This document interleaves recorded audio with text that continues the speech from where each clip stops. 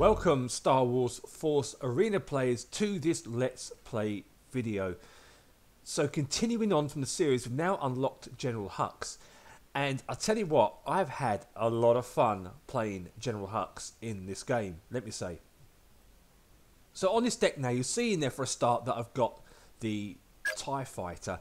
That is now because I'm tier 6 using this actual deck. So I've used this deck for 2v2 and also 1v1 to get to tier 6. So I wasn't using this TIE Fighter. I was actually using the light tank, this, instead for most of my games. And the reason for that was really just to... Actually, let's just do that again. Hey, welcome Star Wars Force Arena players to this video. So today we're taking General Hux for a run, getting you from tier 5 to tier 6, possibly even tier 7, depending on how well you play with Hux. So I'm actually enjoying General Hux. I haven't got him in my main account. I actually haven't got him on any of my accounts apart from this one. And that was because I reached tier 6, I think it was. Tier 5, sorry, and I unlocked him through the reward system here. So I got to tier 5, and I've put together a deck to get me to tier 6, and I've had a lot of success with this particular deck that I'm using. Now that I'm tier 6, I will be taking out the Imperial tank here, light vehicle, and replacing it with the First Order TIE Fighter to disable turrets, because I like this card a lot. Especially against tech units as well, like the AT-RTs and things like that. It will just stop them dead in their tracks, giving you enough time to melt them with your flame troopers. Now with Hux, for those of you who don't know, he has got a really powerful ability. And that is with the First Order. So his attack power, so automatically all his First Order units get a 12% damage boost, which lasts 8 seconds. And that is a huge difference, especially when you combine it with his unique, who, when you use his Order Eliminate, will deploy 2 First Order Riot Troopers. And that speed movement's increased, or the damage is increased, and they'll just melt a turret together. Now at this level, we haven't got the First Order Trooper, Riot Trooper unlocked just yet, but we have got it with our unique, who will deploy 2. The one thing you want to make sure that you're doing as well is if you have got your ability ready to go, that is when you deploy your unique, and that is when you attack a turret. You don't just deploy your unique, wait for the cooldown, your unique gets killed, you can't utilise his ability. So you really want to make sure that you time your deployment to the full effect. Obviously he's going to die, and when he dies it's fine, you've used him. Although he might be dead, or if you haven't got the unique, you can still use the First Order ability, and that will only boost your First Order troopers. Although I have seen the speed boost work on other units in 2v2. I need to do some more looking into that. I think it might just be First Order, but I'm sure I've seen other units move with that boost as well. So in there we've got the First Order Executioner, and this is a great card to take out. Well, what you see there, obviously no good against snipers, but anything to do with like MIDI units, so the Tlaz Warriors for example, anything with a group of units, this guy will just melt them down in their tracks relatively quickly. Stormtroopers there too, because they're cheap, they're a good strong card, and it's always good to have more troopers to defend with. Darkness Grenade, now I'm carrying a Darkness Grenade in this deck, and the reason for that is for 2 things. One, to melt down leaders, because this week in the guild mission you need to get leader kills, so I've got that in there just to wear down leaders in 1 versus 1 and 2v2.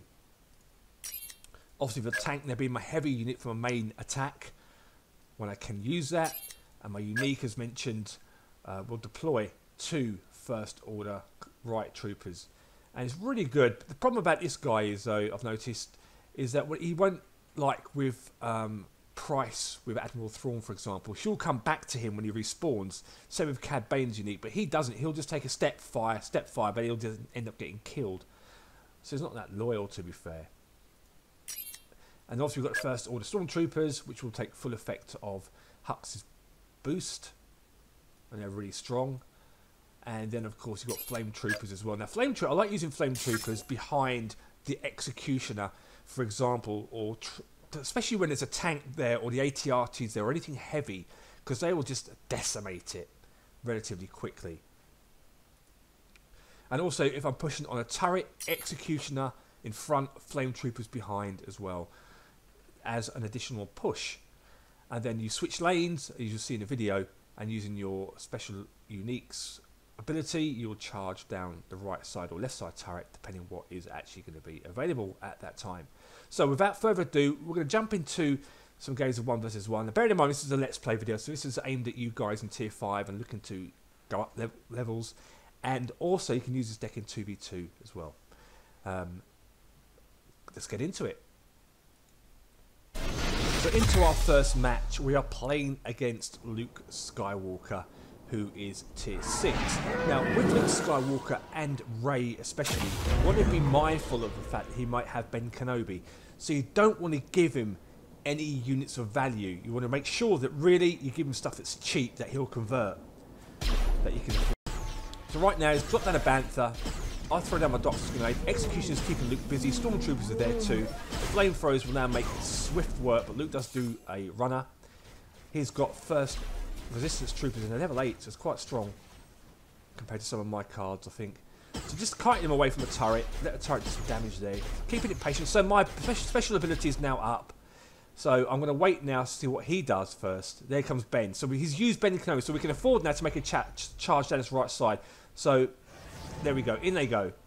And they will melt that turret. But he's got Ben now. I've got a tank there now. He's deployed his, I can't remember the name of that card, resistance unit there. Who just, again, got the executioner will melt units. But as you see there, with a tank and a turret, that has been destroyed. Bottom right side, Luke is probing away with the rocket trooper. Try and melt Luke a little bit if we can. Keep him away from me. Again, we're going to push down this right side because Luke's busy over there. I will take the chance to melt this turret down and take that down, giving us a 1-0 lead, which is always nice. And here comes the resistance grenade. That was bizarre to see Luke carry so many resistance cards actually, because he doesn't benefit from the set bonus, which is really odd. But I suppose it could be just what cards he's got as a strong thing. So here comes the tank. So what I'm going to do now, I've deployed my flame troopers behind. I'm just going to kite this over to the right side a little bit, but I'm going to use my right troopers now because Luke's respawning. Deploy a tank to the side just to keep him busy. He's got a Bantha there too, so a really expensive deck. Right troopers making swift work of that Bantha. Chasing Luke down. Doctor's Grenade just to kill him off, get the leader kill for the kill mission. Turret is now runnable. Tank kindly goes around the other side. Thank you very much. We'll take that. Focuses on the turret. And the game is going to be almost over. We are now in double energy. Right troopers doing his business on there. I'll drop some more right troopers down now because I can. Inger's light tank. Not worried about that too much. I'll just deploy some full troopers. Luke will die. I will die. Turret's down onto the shoe generator. That is going to be a GG with just 30 seconds left to go. Oh, bang on 30 seconds. Happy days. So a good win against Luke using a odd deck. So I thought I'd throw in there a game against Rey. She's like 1 star below us, but I wanted to put that in there just to show you guys how to sort of try and deal with her mind trick. Now obviously early game, she's not going to have that ability up for about 40 seconds, I believe it's on the cooldown. So you've got 40 seconds to either make a good push without losing the troopers in terms of her converting them. But again, you have to be patient and see how she plays. She might have stronger cards than you. You just don't really know half the time. So we're going to make a push in this turret on the right side. She's thrown down everything on that lane. But that's fine. We will kill her. We are going to take some heavy casualties here. I shouldn't have really dropped my executioner. He's only level 1. He's quite weak. But what I'm going to do now is counter push to the left side using my unique card there. As you can see, I'll just kite everything down here. Not too worried about the rebel trooper. Bantha and a tank. Doctor's Grenade in there to do some work on the Bantha. Is at the top left, it's nice. Flame troopers behind. She throws in the Millennium Falcon, which kills everything, which I didn't expect. So we are going to end up losing this turret. That's not a problem. Her tank does die. I just really need to stay alive here. She's converted my Stormtroopers. It only costs 2 energy. It's not really a problem. Executioner kills them really quickly. She really has got me on the back foot at the moment. Bantha's still alive. She will die. Bantha will now die as my turret in the middle goes down to half health. Top left, pushing away now because she's respawning. Let's take advantage of that. She has used her ability too. She then deploys AT-ATs, which I really despise in this game. So what I'm going to do is now, I'm just going to sit back and wait for her to come to me. because you really need to put up a good defence here. Doctor's grenade to go on the Plas Warriors, but it missed most of them. Stormtroopers there, keeping the AT-ATs away from my turret.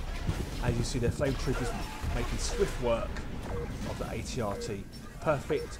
More damage on this bottom right lane. Always aware that she might drop something down this space here. You don't want people to be doing that. Keep everything busy. Taking on the tank, melting. Look at the damage those flame troopers do to the hardware and to Rey. So dropped in my Doc's grenade just to finish her off. Tank bottom right. Now I'll respawn my unique because my special ability is up. I will now use it. Careful, she may convert them, but she didn't do it this time, which is really good. Onto the shield generator. She throws in a bantha. And the reason why she put a bantha in there is so your troopers will attack that instead, just to buy a bit more time. It's almost like a tanking unit, but and they'll focus that until it dies, obviously. But thankfully, it wasn't enough for her to win the day. So let's move into a game of 2 versus 2 against Yoda and Anakin Skywalker. Let's see how we get on. And we've got Director Krennic, who have him actually on our team. Now, Krennic obviously is a new player, as you can see. He hasn't even got the last slot unlocked, which at the time of playing I had no idea. So let's jump in and see what happens. So he's got a push coming down his left side. Nice collection of units there. So I thought, you know what, let's throw in my Doctor's grenade. AT-AT's there as well. Krennic is pushing the bottom right-hand lane. I throw in my Executioner just to help him to push that side. In 2v2, you want to really help your partner. If your partner has a good push on a lane, there's nothing stopping you deploying units to help with that attack. As you see here, look at this. Everything now is on this turret, and there's nothing he can do. Anakin's busy trying to fight up the flame troopers and hasn't bothered to help Yoda. As that turret does go down, which is a really good start for us. So we've got Plas Warriors in there, Republic troopers in there as well. Again, Execution's in there too. Doctor's grenade goes in there. Missed Anakin, unfortunately, but it wasn't enough to wear down his troopers. Look at the amount of damage there. Because Anakin has just left Yoda without helping him, we've managed to make a huge dent on that right lane there, which is awesome for us. So I've now got my unique deployed, so I'm now going to make a push charge down the middle, but then I get sidetracked by these Pathfinders. Yoda, Anakin, everything's coming down the side now, and again, right-hand lane, clone troopers. Not too fussed about them because they're not particularly strong, but you don't want to take as much as any damage on the turret if you can help it. Middle turret's now down. First order troopers are in there. Yoda's just trying to do what he can. I've now focused this turret with my unique, and that's going to be a G. See up there as well, the Death Trooper was actually benefited from my ability as well, so it can benefit other troopers that are close by to you. Really quick game, GG.